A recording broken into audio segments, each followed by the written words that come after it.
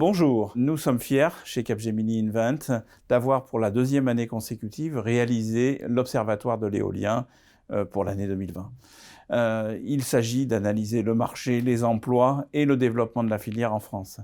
Quelques chiffres pour commencer. Cette filière, ça représente 8000 éoliennes aujourd'hui, 16,6 gigawatts de capacité installée, dont 1337 mégawatts en 2019. Et ça représente la deuxième énergie renouvelable en production en France et le premier employeur du secteur des énergies renouvelables. Pendant la crise, comme vous le voyez ici, mars, avril et mai, la filière a été absolument résiliente et la production a augmenté liée aux capacités qui avaient été installées l'année 2019 pendant la crise sanitaire, avec un taux de charge exceptionnel au mois de mars qui a été très venteux et une augmentation significative au mois de mai de la production éolienne. Filière totalement résiliente. Néanmoins, pendant la crise évidemment et à cause des restrictions sanitaires, les travaux ont ralenti.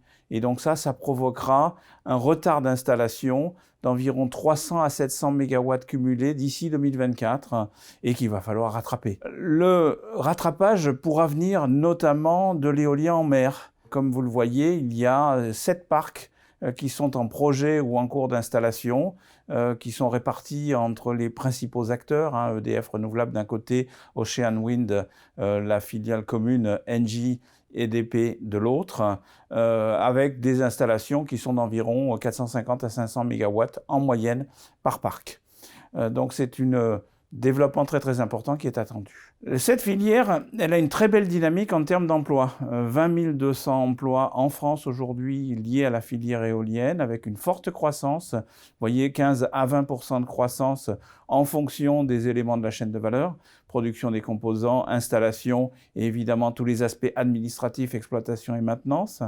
Ces emplois sont répartis sur 900 sociétés et il y a une croissance très significative, 11% de croissance d'une année à l'autre, de 2018 à 2019. Donc une très belle dynamique en termes d'emploi et d'ailleurs avec parfois des difficultés pour trouver les compétences correspondantes et donc une obligation de former les cadres et les opérateurs qui vont intervenir sur ces parcs. C'est une filière, malgré ce qu'on peut en dire ou en lire, que les Français apprécient. 80% des Français ont une bonne image des énergies renouvelables, 40% seraient intéressés à participer à leur financement. Et d'ailleurs, il y a eu une très forte augmentation des financements de la filière. 67 millions d'euros ont été collectés en 2019, 74% de plus que l'année précédente. Et quand on interroge les Français, 55% souhaitent financer, se déclarent prêts à financer des projets d'énergie renouvelable. Donc un panorama qui montre une bonne acceptation, même s'il y a ici et là des oppositions. Alors clairement, c'est une filière qui est durable, respectueuse de l'environnement, elle prend en compte les patrimoines, les paysages, elle prend en compte la préservation des espèces, il y a une logique de remise en état des terrains lorsque on démonte un équipement. Évidemment, des retombées locales, beaucoup d'interventions se font en local, des retombées fiscales aussi importantes, on va y revenir, et évidemment une filière qui est très génératrice d'emplois. Donc un certain nombre de caractéristiques pour une très bonne implantation de la filière dans les territoires et dans le respect de l'environnement. Un parc éolien, c'est en moyenne 5 éoliennes, 3 mégawatts chacune. Dans la durée de vie, 2500 heures d'exploitation par an, 20 ans d'exploitation.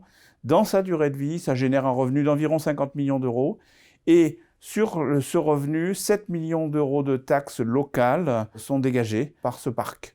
Donc c'est très significatif pour les territoires qui accueillent les installations. Cette filière présente un enjeu d'économie circulaire, avec d'une part le renouvellement des parcs, une maintenance lourde, par exemple on change une pale, ou un réaménagement complet qu'on appelle revamping, c'est-à-dire on va changer par exemple le mât ou changer la turbine, l'installation, ou un repowering, c'est-à-dire un changement complet des équipements sur le parc.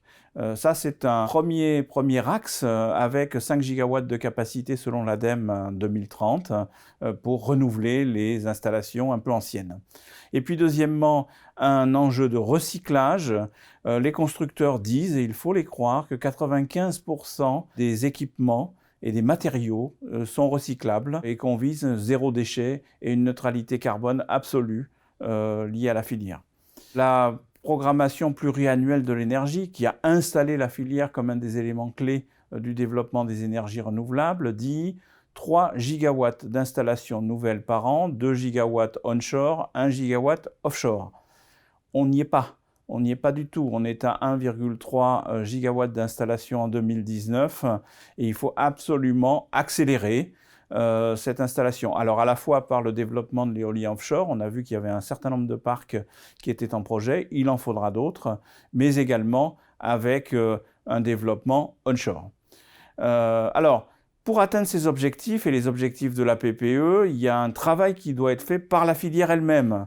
D'abord, le décollage de l'éolien en mer, comme je viens de le dire, avec les premières installations et le premier démarrage en production des parcs correspondants.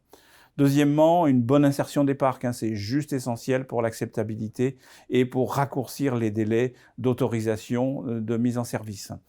La recyclabilité, je l'ai cité, le recrutement et les emplois qualifiés. Clairement, il va falloir continuer à augmenter les ressources qui contribuent au développement des parcs éoliens.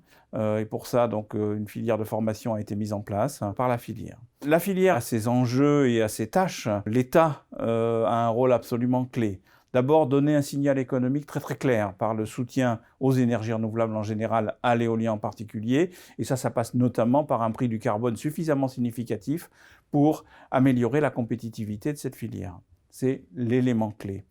Deuxièmement, on le dit depuis un moment, ça n'a pas suffisamment changé, il faut raccourcir les délais et les procédures.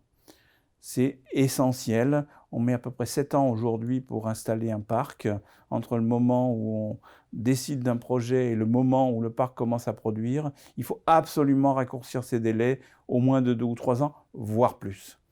Et puis la dernière chose que l'État doit faire, c'est libérer des espaces. Parce qu'aujourd'hui, les contraintes aéronautiques, notamment les contraintes paysagères, font que le nombre d'espaces est insuffisant pour permettre l'installation des projets qui vont nous mettre sur la trajectoire de 2 gigawatts pour l'éolien onshore et 1 gigawatt pour l'éolien offshore.